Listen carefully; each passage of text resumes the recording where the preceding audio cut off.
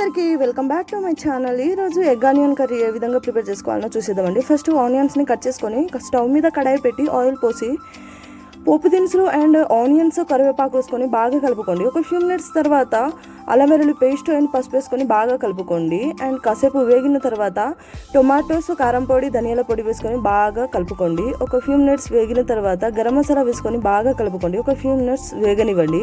And next ఎగ్స్ని పగలగొట్టుకొని వేసుకోండి and కదపకుండా మూత పెట్టేసుకోండి. ఒక ఫ్యూ మినిట్స్ తర్వాత వీడియోలో చూపించిన విధంగా కలుపుకోండి అండ్ మరో ఫ్యూ మినిట్స్ వేగనివ్వండి. నెక్స్ట్ చూడండి, కలిపేసుకోండి, చాలా బాగా ఉడికి ఉంటుంది. అండ్ నెక్స్ట్ కొత్తిమీర తరుముకొని వేసుకోండి. చూడండి, బాగా కాసేపు కలుపుకొని ఒక 2 మినిట్స్ అట్లా వేగనివ్వండి. చూడండి, ఫైనల్లీ ఎగ్ ఆనియన్ కర్రీ అయితే రెడీ అయిపోయింది. సో చాలా టేస్టీగా ఉంటుంది, యమ్మీగా ఉంటుంది. మీరు కూడా ట్రై చేయండి. ఈ వీడియో నచ్చితే లైక్, షేర్ అండ్ సబ్స్క్రైబ్ కూడా చేసుకోండి.